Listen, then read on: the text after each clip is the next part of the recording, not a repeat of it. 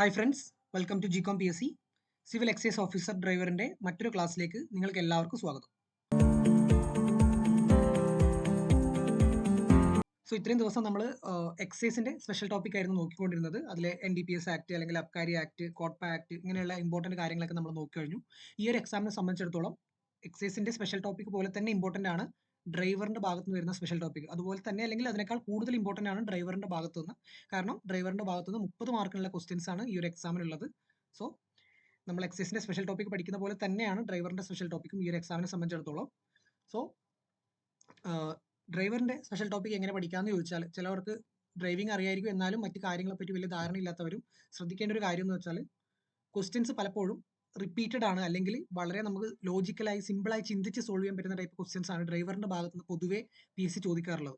കുറച്ച് ടെക്നിക്കലായി അല്ലെങ്കിൽ ഇന്ന് ഈ മോട്ടോർ വെഹിക്കിൾ ആക്ടിലെ കൃത്യമായിട്ടുള്ള പ്രൊവിഷൻസ് അല്ലെങ്കിൽ ഇമ്പോർട്ടൻ്റ് ആയിട്ടുള്ള ഏതെങ്കിലും ഒരു ആക്ട് ഇങ്ങനെയൊക്കെ ചോദിക്കാറുണ്ട് കുറച്ച് ക്വസ്റ്റ്യൻസ്. എന്നാൽ ബാക്കിയുള്ള കൂടുതൽ ക്വസ്റ്റ്യൻസും നമുക്ക് ലോജിക്കലി സോൾവ് ചെയ്യാവുന്നതും അല്ലെങ്കിൽ വളരെ എളുപ്പത്തിൽ പഠിക്കാവുന്നതുമായ ക്വസ്റ്റ്യൻസ് ആണ് ഡ്രൈവറിൻ്റെ ഭാഗത്ത് നിന്ന് പൊതുവെ വരാറ്. ഓക്കെ, സോ ഇനിയുള്ള ദിവസങ്ങളിൽ ഡ്രൈവറിൻ്റെ ഭാഗത്തു നിന്നുള്ള കൂടുതൽ സ്കോർ ചെയ്യണമെങ്കിൽ പ്രീവിയസ് ഇയർ ക്വസ്റ്റ്യൻസ് വർക്കൗട്ട് ചെയ്യുന്നതായിരിക്കും നിങ്ങൾക്ക് ഏറ്റവും കൂടുതൽ ബെനിഫിറ്റ് ഉണ്ടാവുക.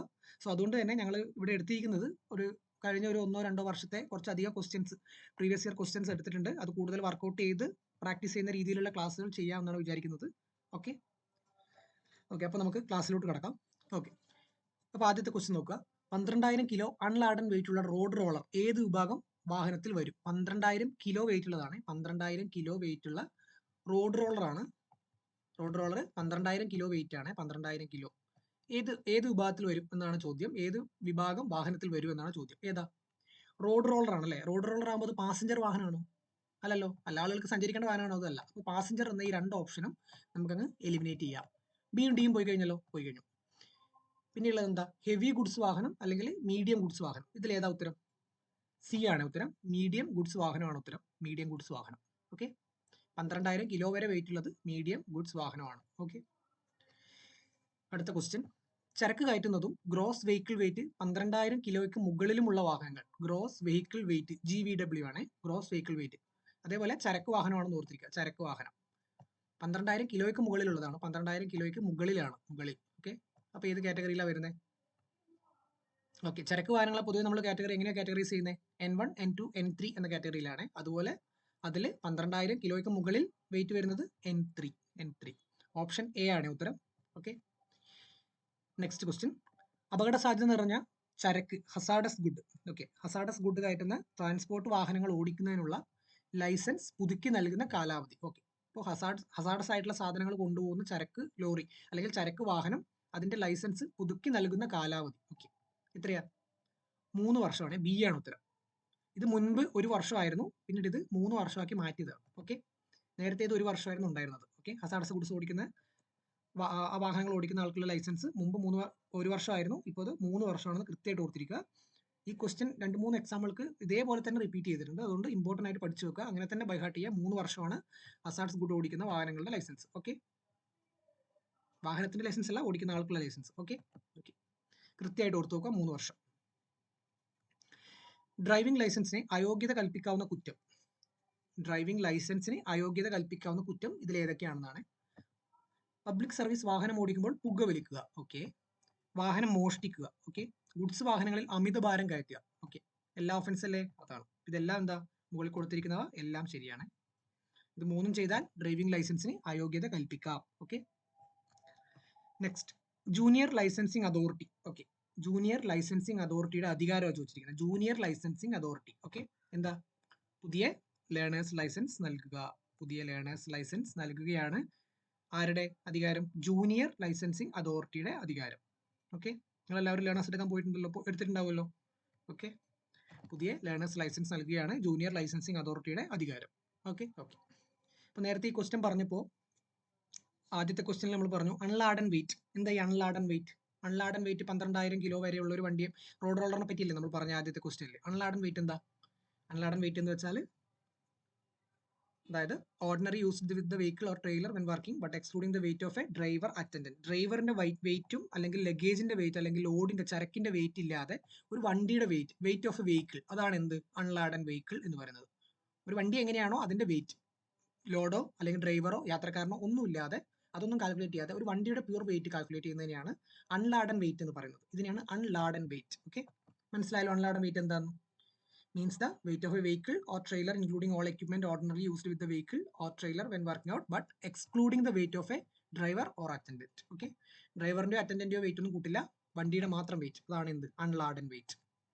ഓക്കെ, അതേപോലെ തന്നെ ഞാൻ പറഞ്ഞു ഗ്രോസ് വെഹിക്കിൾ വെയിറ്റ്. ചിലപ്പോൾ GVW എന്നായിരിക്കും ക്വസ്റ്റ്യൻ ഉണ്ടാവുക. GVW എന്ന് ഷോർട്ട് ആയിട്ടുണ്ടാവും. ഗ്രോസ് വെഹിക്കിൾ വെയിറ്റ് എന്താ? ഗ്രോസ് വെയിറ്റ് ആണ്. എന്ന് വെച്ചാൽ എന്താ?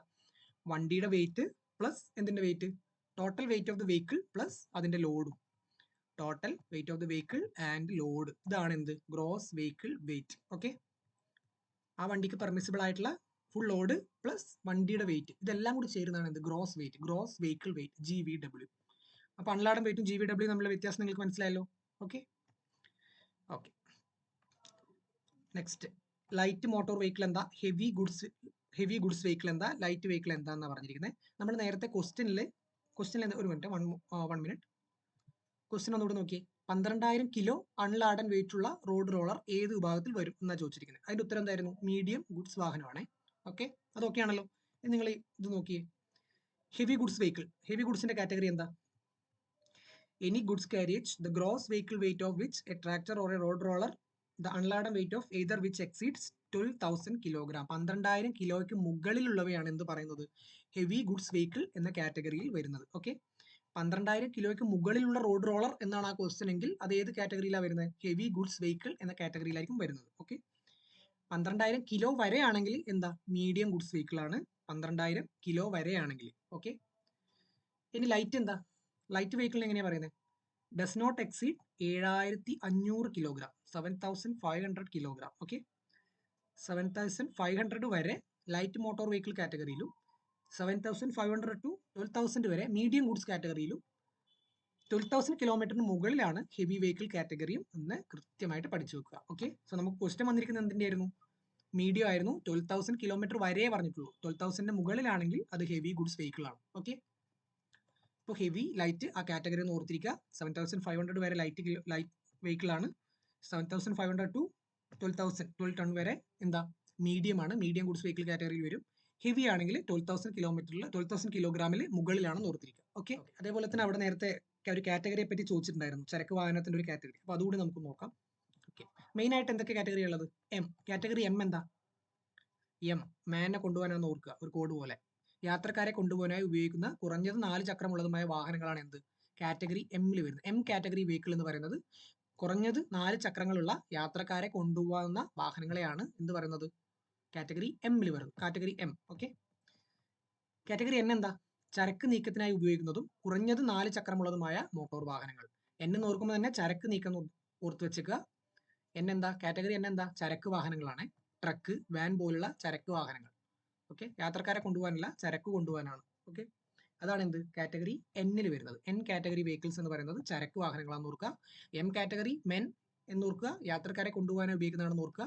നമ്മുടെ കാറ്, ബസ് എല്ലാം പോലെ തന്നെ. ഓക്കെ, ടി കാറ്റഗറി എന്താ? ടി ചരക്ക് നീക്കത്തിനോ താമസത്തിനോ ഉപയോഗിക്കുന്ന ട്രെയിലർ. ടി ട്രെയിലർ എന്ന് ഓർക്കുക. ട്രെയിലേഴ്സ്, ട്രാക്ടർ, ട്രെയിലർ, ഇതൊക്കെ വരുന്ന കാറ്റഗറിയാണ് എന്ത്? കാറ്റഗറി ടി എന്ന് ഓർക്കുക. ഓക്കെ, ഈ 3 കാറ്റഗറി ബേസിക് ആയിട്ട് ഓർക്കാൻ പറ്റുമല്ലോ. എം, എൻ, ടി, ഇങ്ങനെ 3 കാറ്റഗറി ഒന്ന് ഓർത്തിരിക്കുക. ഓക്കെ, അതേപോലെ എന്നിന്റെ സബ് ക്ലാസിഫിക്കേഷൻ നോക്കിക്കഴിഞ്ഞാൽ കാറ്റഗറി N1 എന്താ? പരമാവധി ഭാരം 3.5 ടൺ. ഓക്കെ, പരമാവധി ഭാരം 3,500 കിലോ താഴെയുള്ള ചരക്ക് വാഹനങ്ങളാണ് എന്ത്? Category N1. ഓക്കെ, N2 ആണെങ്കിലോ പരമാവധി ഭാരം 3.5 ടണ്ണിനും 12 ടണ്ണിനും ഇടയിൽ. 3.5 ടണ്ണും എന്നാൽ 12 ടണ്ണിൽ താഴെയും. ഓക്കെ, 3.5 ടണ്ണിന് മുകളിലും 12 ടണ്ണിന് താഴെയും ഉള്ളതാണ് എന്ത്? കാറ്റഗറി N2 വരുന്നത്. N2. ഓക്കെ, കാറ്റഗറി N3 എന്താ? പരമാവധി ഭാരം 12 ടണ്ണിൽ കൂടുതലുള്ള ചരക്ക് വാഹനങ്ങളാണ് category N3. Category N3. Okay okay, category N3 ആണല്ലോ നമ്മുടെ ക്വസ്റ്റ്യനിൽ ചോദിച്ചത്. ഓക്കെ, ഇത്രയും കാര്യങ്ങളെങ്കിലും ബേസിക് ആയിട്ട് നിങ്ങളൊന്ന് ഓർത്തിരിക്കുക. ഓക്കെ ഓക്കെ, നമുക്ക് ഇനി അടുത്ത ക്വസ്റ്റ്യൻസ് നോക്കാം. പബ്ലിക് സർവീസ് വാഹനത്തിന്റെ നിർവചനത്തിൽ ഉൾപ്പെടുന്ന വാഹനം. പബ്ലിക് സർവീസ് വാഹനത്തിന്റെ നിർവചനത്തിൽ ഉൾപ്പെടുന്ന വാഹനം. Motor cab, taxi cab, stage carriage എല്ലാം. ഇതിന്റെ ഉത്തരം ഡി ആണ്. ഇതെല്ലാം എന്താണ്?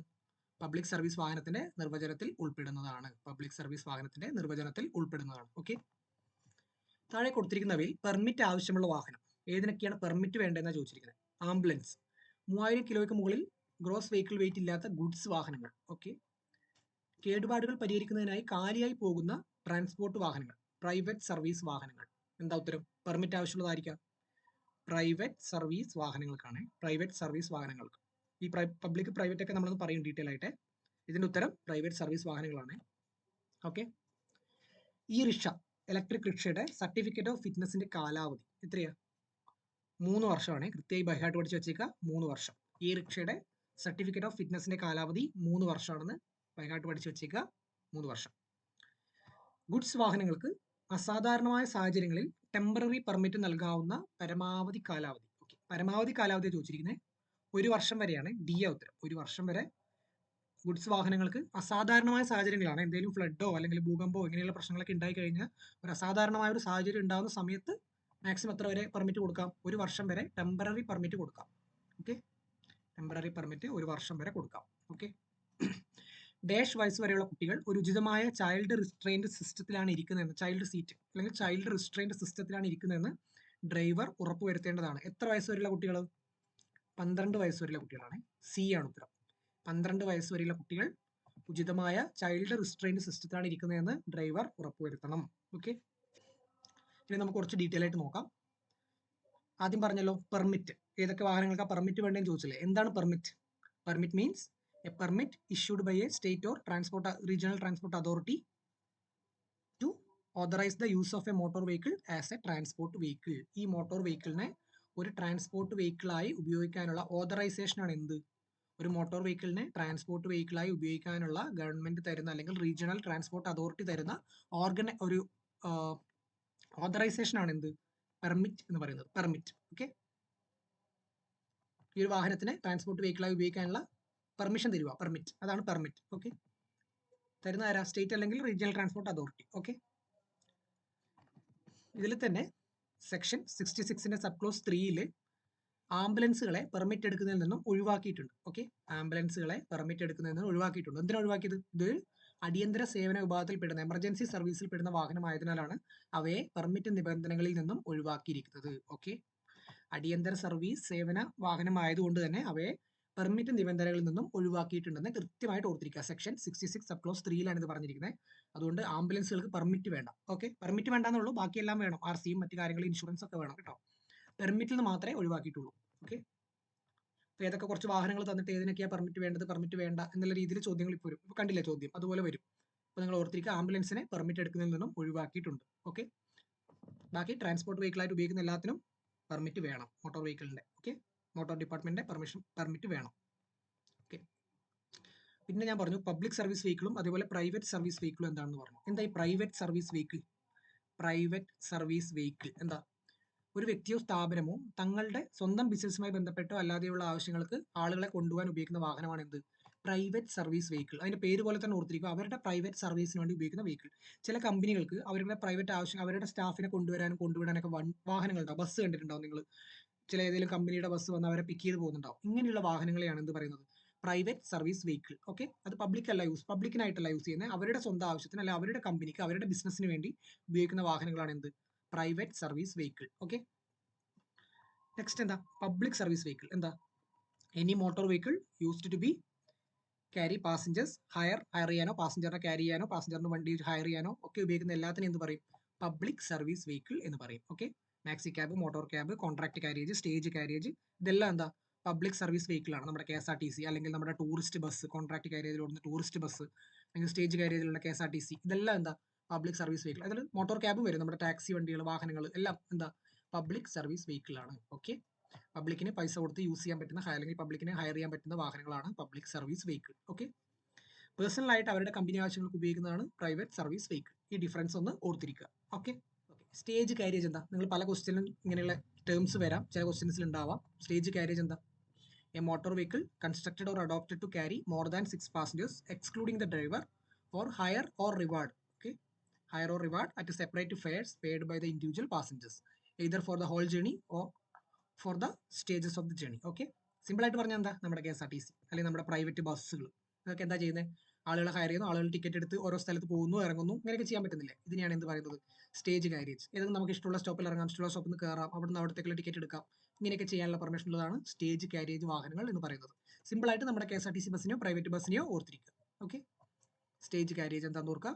കോൺട്രാക്ട് കാരിയേജ് ആണെങ്കിലോ സ്റ്റേജ് കാരിയേജ് പോലെയല്ല, ഇതൊരു കോൺട്രാക്ട് ആണെന്ന് ഓർത്തിരിക്കുക. എന്ത്, നമ്മളിപ്പോൾ ഒരു ടൂർ പോകുന്നു, കോളേജിൽ നിന്നോ സ്കൂളിൽ നിന്നോ, നമ്മൾ എന്ത് ചെയ്യും? ഒരു ടൂറിസ്റ്റ് ബസ്സിനെ ഹയർ ചെയ്യും. ടൂറിസ്റ്റ് ബസ്സിനെ പോയി വിളിച്ച് ഒരു കോൺട്രാക്ട് കൊടുക്കും. ഇങ്ങനെ ഇന്ന സ്ഥലത്ത് നിന്ന് നമുക്ക് ഇങ്ങനെയൊക്കെ പോയി ചുറ്റി വരണോ എന്നുള്ളൊരു കോൺട്രാക്ട് കൊടുക്കും. അതിലിടയ്ക്കിടെ ആളെ നിർത്തി എടുക്കുമോ? ഇല്ല. എന്താ ചെയ്യുന്നത്? അതൊരു കോൺട്രാക്ട് ആണ്. ഓക്കെ, ഈ കോൺട്രാക്റ്റിലാണ് ആ ബസ് ഓടുന്നത്. അതിനെയാണ് നമ്മൾ കോൺട്രാക്ട് കാരിയേജുകൾ നോക്കുക. നമ്മുടെ ടൂറിസ്റ്റ് ബസ്സുകൾ എക്സാമ്പിളായിട്ട് പഠിച്ചു വെക്കുക. ഓക്കെ, അടുത്ത ക്വസ്റ്റ്യൻ നോക്കാം. യാത്രക്കാരെ കയറ്റുന്നതിന് ഉപയോഗിക്കുന്നതും കുറഞ്ഞത് 4 വീലുള്ളതുമായ വാഹനങ്ങൾ ഏത് തരത്തിൽ പെടുന്നതാണ്? യാത്രക്കാരെ കയറ്റുന്നതിന് ഉപയോഗിക്കുന്നത് കുറഞ്ഞത് 4 വീലും. ഏതാ? നേരത്തെ ഞാൻ പറഞ്ഞു, ആളുകളെ കാര്യം ഓർക്കണമെങ്കിൽ കോഡ് എന്താ? മെൻ. എം കാറ്റഗറി എന്താ? ആളുകളെ കൊണ്ടുപോകാനാണ്. ഓക്കെ, കുറഞ്ഞത് 4 വീലുള്ളതും യാത്രക്കാരെ ആളുകളെ കയറ്റാവുന്നതുമായ വാഹനങ്ങൾ. L1 L2 ഒക്കെ എന്താ? 2 വീലറിന്റെ കാറ്റഗറികളാണ്. 2 വീലറിന്റെ കാറ്റഗറിയിലാണ് L1 L2 ഒക്കെ 2 വീലേഴ്സിന്റെ ആണ്. N എന്താ? ഗുഡ്സിന്റെ ആണ്. ഓക്കെ, ഇവിടുത്തെ ഉത്തരം എ. ഹസാഡസ് ഗുഡ്സ് കൊണ്ടുപോകുന്ന ട്രാൻസ്പോർട്ട് വാഹനങ്ങൾ ഓടിക്കുന്നതിനുള്ള ലൈസൻസിന്റെ കാലാവധി. ഞാൻ നേരത്തെ ഈ ക്വസ്റ്റ്യൻ പറഞ്ഞു, ഇത് കുറേ സ്ഥലത്ത് കുറേ പ്രാവശ്യം റിപ്പീറ്റ് ചെയ്ത ക്വസ്റ്റ്യൻ ആണ്. കൃത്യമായിട്ട് പഠിച്ചു നോക്കുക. 3 വർഷമാണ് ഹസാഡ്സ് ഗുഡ് കൊണ്ടുപോകുന്ന ട്രാൻസ്പോർട്ട് വാഹനങ്ങൾ ഓടിക്കുന്നതിനുള്ള കാലാവധി. 3 വർഷമാണ്. 3 വർഷം. ഓക്കെ, താഴെ പറയുന്ന ഏതൊക്കെ കാരണങ്ങൾ കൊണ്ട് ഒരു ലൈസൻസിംഗ് അതോറിറ്റിക്ക് ഡ്രൈവിംഗ് ലൈസൻസ് അയോഗ്യത കൽപ്പിക്കാൻ കഴിയും? ഏതൊക്കെ കാരണങ്ങൾ കൊണ്ട് അയോഗ്യത കൽപ്പിക്കാൻ കഴിയുമെന്നാണ് ചോദ്യം. ഓക്കെ, ഗുഡ്സ് വാഹനങ്ങളിൽ ഓവർലോഡ് കയറ്റിയാൽ അയോഗ്യത കൽപ്പിക്കാൻ കഴിയും. ഓക്കെ, ഒരു പബ്ലിക് സർവീസ് വാഹനം ഓടിക്കുമ്പോൾ ഡ്രൈവർ പുകവലിച്ചുകൊണ്ട് വാഹനം ഓടിച്ചാലും അയോഗ്യത കൽപ്പിക്കാം. ഓക്കെ, ഡ്രൈവർ യാത്രക്കാരെ ആക്രമിച്ചാൽ. ഓക്കെ, ഇതൊക്കെ വായിക്കുമ്പോൾ തന്നെ നിങ്ങൾക്ക് ലോജിക്കലായിട്ട് ഉത്തരം കിട്ടുന്നുണ്ടല്ലോ. ഇതൊക്കെ തെറ്റാണെന്ന് തോന്നുന്നുണ്ടല്ലോ. ഇങ്ങനെയുള്ള കാര്യങ്ങൾ നമുക്ക് സിമ്പിളായിട്ട് പഠിച്ചില്ലെങ്കിൽ പോലും ഉത്തരത്തിലോട്ട് എത്താൻ സാധിക്കും. സി ആണ് ഇവിടെ ഉത്തരം. ഓക്കെ, ഇത്തരം കാരണങ്ങൾ കൊണ്ട് ഡ്രൈവിംഗ് അതോറിറ്റിക്ക് ലൈസൻസ് അയോഗ്യത കൽപ്പിക്കാൻ കഴിയും. ഓക്കെ, കാവൽക്കാരനില്ലാത്ത റെയിൽവേ ലെവൽ ക്രോസിംഗിൽ ഡ്രൈവർ സ്വീകരിക്കേണ്ട മുൻകരുതലുകൾ എന്തെല്ലാം? കാവൽക്കാരനില്ലാത്ത ലെവൽ ക്രോസിംഗ് ആണ്. ഓക്കെ, ഹോൺ മുഴക്കിക്കൊണ്ട് പെട്ടെന്ന് കടന്നു പോവുക. ഓക്കെ, അത് ചെയ്യുമോ നിങ്ങൾ? ഒരു റെയിൽ ക്രോസിംഗിൽ എത്തി അവിടെ ആരും ഇല്ലെങ്കിൽ നിങ്ങൾ എന്താ ചെയ്യുക? ഹോൺ മുഴക്കിക്കൊണ്ട് പോകുമോ? ട്രെയിൻ മാറി നിങ്ങൾ ഹോൺ കേട്ടിട്ട് ട്രെയിൻ നിർത്തി തരുമോ? ഇല്ല. ഇതെന്താ? തെറ്റാണ്. മറ്റേതെങ്കിലും ഒരു വാഹനം കടന്നു പോകും വരെ നിൽക്കുക. എന്തിനാ നിൽക്കുന്നത്? മറ്റേതെങ്കിലും വാഹനം പോട്ടെ, അപ്പോൾ സേഫ് ആണെന്ന് പറഞ്ഞ് നമുക്ക് പോകാനാണോ? അല്ല, അതും തെറ്റാണ്. ഓക്കെ, വാഹനം റോഡിന്റെ ഇടത് സൈഡിൽ നിർത്തിയതിനു ശേഷം ഡ്രൈവർ വാഹനത്തിൽ നിന്നും ഇറങ്ങി റെയിൽവേ ട്രാക്കിന്റെ 2 വശങ്ങളിൽ നിന്നും ട്രെയിൻ വരുന്നില്ല എന്ന് ഉറപ്പ് വരുത്തിയിട്ട് വേണം എന്ത് ചെയ്യാൻ? ആരും ഇല്ലാത്ത ലെവൽ ക്രോസിംഗ്, കാവൽക്കാരനില്ലാത്ത ലെവൽ ക്രോസിംഗ് കടക്കാൻ. ഇവിടെ ഉത്തരം എന്താ? സി ആണ്. സി. ഡി ഓപ്ഷൻ എന്താ? ട്രെയിൻ കടന്നു പോകുന്നവർ അവിടെ നിൽക്കുക. ട്രെയിൻ എപ്പോൾ പോകുന്നു വെച്ചിട്ട് നമുക്ക് അതിന്റെ സമയം അറിയോ? ഇല്ല. ഇവിടുത്തെ സ്യൂട്ടബിൾ ആൻസർ സി ആണ്. സി. ഓക്കെ, താഴെ പറയുന്നവയിൽ ഏതൊക്കെയാണ് public service vehicles? Public service vehicles ഞാൻ നേരത്തെ പറഞ്ഞല്ലോ. ഏതൊക്കെയാ? മോട്ടോർ ക്യാബ്, പിന്നെ സ്റ്റേജ് കാരിയേജ്. ഗുഡ്സ് കാരിയേജ് ഒരു പബ്ലിക് സർവീസ് വെഹിക്കിൾ ആണോ? ആളെ കൊണ്ടുപോകുന്നതാണോ? അല്ല. ഓക്കെ, ഉത്തരം എന്താ? എ ആണ് ഉത്തരം. 1 and 2 ആണ് ഉത്തരം. ഓക്കെ, 8 വർഷം വരെ പ്രായമുള്ള ട്രാൻസ്പോർട്ട് വാഹനങ്ങൾക്ക് ലഭിക്കുന്ന സർട്ടിഫിക്കറ്റ്. 8 വർഷം വരെ പ്രായമുള്ളതാണ്. 8 വർഷം വരെ പ്രായമുള്ള ട്രാൻസ്പോർട്ട് വാഹനങ്ങൾക്ക് ലഭിക്കുന്ന സർട്ടിഫിക്കറ്റ് ഓഫ് ഫിറ്റ്നസിന്റെ കാലാവധി. ഫിറ്റ്നസ് സർട്ടിഫിക്കറ്റിന്റെ കാലാവധി ചോദിച്ചിരിക്കുന്നത് എത്രയാ? 2 വർഷമാണ്. 2 വർഷം. സി ആണ് ഉത്തരം. ഫിറ്റ്നസ് സർട്ടിഫിക്കറ്റിന്റെ കാര്യമാണ് ഇവിടെ ചോദിച്ചിരിക്കുന്നത്. Okay, next question. റോഡിന്റെ മധ്യഭാഗം തുടർച്ചയായ മഞ്ഞ വര വരച്ചിട്ടുണ്ടെങ്കിൽ, തുടർച്ചയായ മഞ്ഞ വര നിങ്ങൾ പല സ്ഥലത്തും കണ്ടിട്ടുണ്ടാവും. എന്താ അതിനർത്ഥം? മഞ്ഞ വര കടന്ന് ഓവർടേക്ക് ചെയ്യാവുന്നതാണല്ല, വാഹനങ്ങൾ വേഗത കുറച്ച് പോകേണ്ടതാണല്ല, മഞ്ഞ വരയിൽ കയറുവാനോ കടന്നു പോകാനോ പാടില്ല, യെല്ലോ ലൈനെ ക്രോസ് ചെയ്യാൻ പാടില്ല എന്നാണ് അതിന്റെ അർത്ഥം. ഓക്കെ, റോഡിന്റെ നടുവിൽ നിങ്ങൾ തുടർച്ചയായ മഞ്ഞ വര കണ്ടിട്ടുണ്ടെങ്കിൽ അത് ക്രോസ് ചെയ്യാനോ ഓവർടേക്ക് ചെയ്യാനോ പാടില്ല. സാധാരണ വളവുകളിലോ അല്ലെങ്കിൽ അപകട സാധ്യതയുള്ള സ്ഥലങ്ങളിലോ ആണ് ഇങ്ങനെയുള്ള ലൈൻസ് കാണാറ്. Okay, okay, next question. നിങ്ങളുടെ വാഹനം ഒരു ട്രാഫിക് ഐലൻഡിനെ സമീപിക്കുമ്പോൾ ആംബർ ലൈറ്റ് തെളിയുകയും കെടുകയും ചെയ്താൽ എങ്ങനെ കടന്നു? ആംബർ ലൈറ്റ് എന്ന് വെച്ചാൽ നിങ്ങൾ ചില സമയം രാത്രി ആകുമ്പോൾ സിഗ്നൽ ഓഫ് ചെയ്ത് മഞ്ഞ കളർ ലൈറ്റ് മാത്രം മിന്നും കെടുകയും ചെയ്യുന്ന കാണാറുണ്ടല്ലോ. ഇതാണ് ആംബർ ലൈറ്റ് കൊണ്ട് ഉദ്ദേശിക്കുന്നത്. ഓക്കെ, നിങ്ങൾ എന്ത് ചെയ്യും? വാഹനത്തിന്റെ എന്താ? വാഹനം ട്രാഫിക് ഐലൻഡിന് സമീപം സ്റ്റോപ്പ് ലൈനിന് മുമ്പായി നിർത്തിയിടുക. നിർത്തേണ്ട സൈൻ ആണോ? അതുമല്ല. അല്ല. വാഹനത്തിന്റെ വേഗത കുറച്ച് ട്രാഫിക് ഇന്റർസെക്ഷനിലൂടെ കാൽനട യാത്രക്കാരോ മറ്റു വാഹനങ്ങളോ ഉണ്ടെങ്കിൽ അവയ്ക്ക് വഴി കൊടുത്ത് ശ്രദ്ധയോടുകൂടി കടന്നു പോവുക. ബി ആണ് ഉത്തരം. Okay, okay. മോട്ടോർ വാഹന നിയമത്തിലെ 112 വകുപ്പ് എന്തിനെ കുറിച്ച് പ്രതിപാദിക്കുന്നതാണ്? 112 എന്തിനെ കുറിച്ച് പ്രതിപാദിക്കുന്നതാണ്? എന്തിനെ കുറിച്ചാ? Overloading, traffic signal, line traffic, വേഗത. ഡി ആണ് ഉത്തരം. 112 വേഗതയെ കുറിച്ചാണ് പ്രതിപാദിക്കുന്നത്. വേഗതയെ കുറിച്ച്. Okay, okay. അപ്പൊ ഞാൻ നേരത്തെ ഫിറ്റ്നസ് സർട്ടിഫിക്കറ്റിന്റെ കാര്യം പറഞ്ഞു. പുതിയ വാഹനങ്ങൾ 8 വർഷം വരെ പഴക്കമുള്ള പുതിയ വാഹനങ്ങൾ ഓരോ 2 വർഷം കൂടുമ്പോഴും ഫിറ്റ്നസ് പുതുക്കണം. ഓരോ 2 വർഷം കൂടുമ്പോഴും ഫിറ്റ്നസ് പുതുക്കണം. ഓക്കെ. 8 വർഷം വരെ അതാണ് നമ്മുടെ ചോദ്യത്തിലുണ്ടായിരുന്നത്. പുതിയ വാഹനങ്ങൾ 8 വർഷം വരെ പഴക്കമുള്ളവ ഓരോ 2 വർഷം കൂടുമ്പോഴും ഫിറ്റ്നസ് പുതുക്കണം. പഴയ വാഹനങ്ങൾ 8 വർഷത്തിന് മുകളിൽ പഴക്കമുള്ള വാഹനങ്ങൾ ഓരോ വർഷമാണ്, എവരി ഇയർ ഓരോ വർഷവും അതിന്റെ ഫിറ്റ്നസ് പുതുക്കേണ്ടതാണ്. ഓക്കെ. വണ്ടി ഫിറ്റ് ആണെന്ന് ഉറപ്പുവരുത്തേണ്ടതാണ്. ഓക്കെ. ഓരോ വർഷവും 8 വർഷത്തിന് മുകളിലാണെങ്കിൽ. ഓക്കെ. അപ്പോൾ നമ്മുടെ പേഴ്സണൽ സ്വകാര്യ വാഹനങ്ങൾ, നോൺ ട്രാൻസ്പോർട്ട് ആവശ്യങ്ങൾക്കുള്ള വാഹനങ്ങളാണെങ്കിലോ, നമ്മളൊരു പുതിയ കാർ വാങ്ങിക്കഴിഞ്ഞാൽ 15 വർഷം അതിന്റെ രജിസ്ട്രേഷൻ കാലാവധിയുണ്ട്. 15 വർഷം. ഓക്കെ. 15 വർഷം കഴിഞ്ഞാൽ ഓരോ 5 വർഷം കൂടുമ്പോഴാണ് രജിസ്ട്രേഷൻ പുതുക്കേണ്ടത്. സോ നമ്മൾ പുതിയൊരു കാർ വാങ്ങി 15 വർഷം കഴിഞ്ഞ് അത് RTOനെ കണ്ട് നമ്മൾ പുതുക്കി കഴിഞ്ഞാൽ പിന്നെ അതിന്റെ കാലാവധി 5 വർഷത്തേക്കാണ്. പിന്നെ ഓരോ 5 വർഷം കൂടുമ്പോഴും ഇതിന്റെ രജിസ്ട്രേഷൻ നമ്മൾ പുതുക്കേണ്ടതുണ്ട്. ഓക്കെ. ഓക്കെ. സ്വകാര്യ വാഹനങ്ങളാണെങ്കിൽ ആദ്യം 15 വർഷം, പിന്നെ ഓരോ 5 വർഷവും. പുതിയ വാഹനങ്ങളാണെങ്കിൽ 8 വർഷം വരെയുള്ളതാണെങ്കിൽ ഓരോ 2 വർഷത്തിലും. പഴയ വാഹനങ്ങളാണെങ്കിൽ ഓരോ വർഷവും, എവരി ഇയർ ഫിറ്റ്നസ് പുതുക്കേണ്ടതുണ്ട്. ഓക്കെ. അതേപോലെ നേരത്തെ നമ്മൾ യെല്ലോ ലൈനിനെ പറ്റി പറഞ്ഞു. ഇങ്ങനെയുള്ള യെല്ലോ ലൈൻ അല്ലെങ്കിൽ സിംഗിൾ യെല്ലോ ലൈൻ നിങ്ങൾ കണ്ടിട്ടുണ്ടെങ്കിൽ ഇത് അപകട സാധ്യതയുള്ള വളവുകളിലും മറ്റുമൊക്കെ ആയിരിക്കും ഇങ്ങനെ ലൈൻസ് ഉണ്ടാവുക. ഇതിലൂടെ ഓവർടേക്ക് ചെയ്യാനോ യെല്ലോ ലൈനെ ക്രോസ് ചെയ്യാനോ ശ്രമിക്കരുത്. തെറ്റാണ്. Okay. Okay. Solid yellow line കണ്ടു കഴിഞ്ഞാൽ പോയി ക്രോസ് ചെയ്യാൻ നിൽക്കരുത്. ഓക്കെ. അതേപോലെ തന്നെ നിങ്ങൾ ചില ജംഗ്ഷനുകളിൽ വളരെ തിരക്ക് പിടിച്ച ഇന്റർ ജംഗ്ഷനൊക്കെ ഇങ്ങനെ കണ്ടിട്ടുണ്ടാവും. ഇതുപോലെ ഒരു ബോക്സ് യെല്ലോ കുറെ ചിത്രം വരച്ച് വെച്ച പോലെ കണ്ടിട്ടുണ്ടാവും. എന്തായത്? അതായത് വളരെ തിരക്ക് പിടിച്ച ജംഗ്ഷനിലും മറ്റും ട്രാഫിക് പ്രശ്നങ്ങൾ ഒഴിവാക്കാൻ വേണ്ടി ഉള്ളതാണ് ഈ ബോക്സ്. ഈ ബോക്സിൽ വണ്ടി നിർത്താൻ പാടില്ല എന്നാണ് അതിനർത്ഥം. ഓക്കെ. ഇവിടെ നിർത്തിയിടാനോ പാർക്ക് ചെയ്യാനോ ഒന്നും പാടില്ല ഈ ബോക്സിൽ. ഓക്കെ. കണ്ടിന്യൂസ്ലി മൂവ് ചെയ്യേണ്ട ഒരു സ്ഥലമാണിത്. ഇതുപോലെ തിരക്കുള്ള ഇന്റർ ജംഗ്ഷനുകളിലാണ് ഇങ്ങനെയുള്ള ബോക്സുകൾ കാണുക. ഇനി നിങ്ങൾ റോഡിലൊക്കെ പോകുമ്പോൾ ഒന്ന് ശ്രദ്ധിക്കുക, ഇതുവരെ ശ്രദ്ധിക്കാത്തവരുണ്ടെങ്കിൽ. ഓക്കെ. ഓക്കെ. നേരത്തെ ക്വസ്റ്റ്യനിൽ നമ്മൾ സെക്ഷൻ 112 പറ്റി പഠിച്ചു. ഇനി കുറച്ച് സെഷൻ കൂടി ഇമ്പോർട്ടന്റ് ആയിട്ടുള്ള കുറച്ച് സെഷൻസ് കൂടി നമുക്ക് പഠിക്കാം. 113 എന്താ? സെഷൻ 113 അനുവദനീയമായ ഭാരത്തിൽ കൂടുതൽ ചരക്ക് കയറ്റാൻ പാടില്ല, ഓവർലോഡ് പാടില്ല. ഓവർലോഡിനെ പറ്റി പറയുന്നതാണ് എന്ത്? സെക്ഷൻ 113. ഇതൊക്കെ ഇടയ്ക്കിടെ ചോദ്യം വരുന്ന കാര്യങ്ങളാണ്, കൃത്യമായിട്ട് പഠിച്ചു നോക്കുക. 113 ഓവർലോഡ്. ഓക്കെ. 114 എന്താ? വാഹനം നിർത്തി ഭാരം പരിശോധിക്കാൻ പോലീസ് അല്ലെങ്കിൽ RTOക്ക് അധികാരമുണ്ട് എന്ന് പറയുന്ന സെഷനാണ് എന്ത്? 114. ഓക്കെ. വാഹനത്തിന്റെ ഭാരപരിശോധനയ്ക്കുള്ള അധികാരം കൊടുക്കുന്ന വകുപ്പാണ് session 114. Okay. Okay. Next important സെക്ഷനാണ് സെക്ഷൻ 115. 115 എന്താ? പൊതുസുരക്ഷ കണക്കിലെടുത്ത് പ്രത്യേക റോഡുകളിലൂടെ വാഹനങ്ങൾ പോകുന്നത് തടയാൻ സർക്കാരിന് അധികാരമുണ്ട് എന്ന് പറയുന്നതാണ് 115. ഓക്കെ. 115. 113, 114 കൃത്യമായിട്ട് ഓർത്ത് വെക്കണേ. എപ്പോഴും റിപ്പീറ്റഡ് ആയിട്ട് ചോദ്യങ്ങൾ വരാറുണ്ട്. ഓക്കെ. സെക്ഷൻ 183. 183 എന്തിനെ പറ്റിയാണ് പറയുന്നത്? അമിത വേഗത, ഓവർ സ്പീഡിങ്. ഓക്കെ. 183 ഓവർ സ്പീഡിങ്ങിനെ പറ്റിയാണ് പറയുന്നത്. ഓവർ സ്പീഡ് ചെയ്തു കഴിഞ്ഞാൽ കാർ ആണെങ്കിൽ 1000 to 2000 രൂപ വരെ ഫൈൻ തരും. മീഡിയം ഹെവി വെഹിക്കിൾ ആണെങ്കിൽ 2000 to 4000 രൂപ വരെ ഫൈനും വരുന്ന ഒന്ന് ഓർത്തിരിക്കുക. ഓക്കെ. സെക്ഷൻ 183. ഓക്കെ. സെക്ഷൻ 185 എന്താ? മദ്യപിച്ച് വാഹനം ഓടിക്കൽ. 185. 100 ml രക്തത്തിൽ 30 mg കൂടുതൽ ആൽക്കഹോൾ കണ്ടാൽ 10,000 രൂപ പിഴ അല്ലെങ്കിൽ 6 മാസം വരെ തടവും കിട്ടാം, മദ്യപിച്ച് വാഹനം ഓടിച്ചു കഴിഞ്ഞാൽ. ഓക്കെ. സെക്ഷൻ 185 എന്ന് ഓർത്തിരിക്കുക. ഓക്കെ. 185 നിങ്ങൾ ഓർത്തില്ലേ? ഓക്കെ. 184 എന്താ? Dangerous driving dangerously. എന്തൊക്കെയാ? റെഡ് ലൈറ്റിനെ ജമ്പ് ചെയ്യുക, അല്ലെങ്കിൽ സ്റ്റോപ്പ് സൈൻ വയലേറ്റ് ചെയ്യുക, കമ്മ്യൂണിക്കേഷൻ ഡിവൈസ് മൊബൈൽ ഫോൺസ് പോലത്തെ കാര്യങ്ങൾ വണ്ടി ഡ്രൈവ് ചെയ്യുന്ന സമയത്ത് ഉപയോഗിക്കുക. ഓക്കെ. അല്ലെങ്കിൽ driving against authorised flow of traffic. Okay. Opposite ലൈനിൽ വണ്ടി ഓടിക്കുക, അല്ലെങ്കിൽ സെയിം ലൈൻ തന്നെ ഓപ്പോസിറ്റ് ആയിട്ട് ഓടിക്കുക. Passing or overtaking other vehicles in a manner contrary to law പറയുന്ന മാനറിൽ അല്ലാതെയുള്ള ഓടിക്കൽ, ഡേഞ്ചറസ് ഡ്രൈവിംഗ്സ്. ഇതൊക്കെയാണ് ഇതിൽ പറഞ്ഞിരിക്കുന്നത്. സെക്ഷൻ 184 പറഞ്ഞിരിക്കുന്നത്. സെക്ഷൻ 184 ഡ്രൈവിംഗ് ഡേഞ്ചറസ്ലി എന്ന് ഓർത്തിരിക്കുക. ഓക്കെ. അതേപോലെ ഇമ്പോർട്ടൻ്റ് ആയ ഒരു സെക്ഷനാണ് സെക്ഷൻ 194E. നമ്മൾ ചില വാർത്തകൾ കാണാറില്ലേ? ആംബുലൻസിന് സൈഡ് കൊടുക്കാതെ ഫ്രണ്ടിൽ ഓടിക്കുന്ന ചില ആൾക്കാർ. ആംബുലൻസിനാണെങ്കിൽ എമർജൻസി ആയിട്ടുള്ള ഫയർഫോഴ്സിനോ ഏതെങ്കിലും എമർജൻസി വാഹനങ്ങൾക്ക് സൈഡ് കൊടുക്കാണ്ട് അതിന് സ്ഥലം കൊടുക്കാതെ മുന്നിൽ ഓടിക്കുന്ന ചില വാർത്തകൾ നമ്മൾ കണ്ടിട്ടില്ലേ? ഇങ്ങനെ വന്നു കഴിഞ്ഞാൽ ഏത് സെക്ഷനാണ്? സെക്ഷൻ 194E ആണ്. Failure to allow free passage to emergency vehicles. Emergency വെഹിക്കിളിന്റെ പാസേജിന് തടസ്സം സൃഷ്ടിക്കുന്നതിന് സെക്ഷൻ 194E പറഞ്ഞിരിക്കുന്നത്. ഓക്കെ. അതൊന്നും ഇതിന്റെ കൂട്ടത്തിൽ ഓർത്തിരിക്കുക. കുറച്ചധികം സെക്ഷൻസ് ഉണ്ട്, അതൊന്ന് ബൈ ഹാർട്ട് പഠിക്കുക. സെക്ഷൻസ് കൃത്യമായിട്ട് ഡയറക്റ്റ് PSC ചോദിക്കാറുണ്ട് ക്വസ്റ്റ്യൻസിൽ. ഓക്കെ. അടുത്ത ക്വസ്റ്റ്യൻ, വാഹനത്തിന്റെ ഉടമസ്ഥൻ തന്റെ വാഹനം ലൈസൻസ് ഇല്ലാതെ ഓടിച്ച് പിടിക്കപ്പെട്ടാൽ കിട്ടുന്ന ശിക്ഷ എന്താണ്? ലൈസൻസ് ഇല്ലാതെ വാഹനത്തിന്റെ ഉടമസ്ഥൻ ഓടിച്ചു കഴിഞ്ഞാൽ കിട്ടുന്ന ശിക്ഷ എന്താ കിട്ടുക? 3 മാസം തടവ്, അല്ലെങ്കിൽ 5000 രൂപ പിഴ, അല്ലെങ്കിൽ ഇത് രണ്ടും ബോത്ത് കിട്ടാനുള്ള ചാൻസ് ഉണ്ട്. ഓക്കെ. 3 മാസം തടവ് അല്ലെങ്കിൽ 5000 രൂപ പിഴ വരെ കിട്ടാം ഉടമസ്ഥൻ ലൈസൻസ് ഇല്ലാതെ വാഹനം ഓടിച്ചു കഴിഞ്ഞാൽ. ഓക്കെ. മോട്ടോർ വാഹന നിയമത്തിലെ സെക്ഷൻ 185 ഇപ്പോൾ പറഞ്ഞേ ഉള്ളൂ. സെക്ഷൻ 185 എന്താ? മദ്യപിച്ച് വാഹനം ഓടിക്കാൻ പാടില്ല എന്ന് പറയുന്നതാണ് എന്ത്? സെക്ഷൻ 185. ഓക്കെ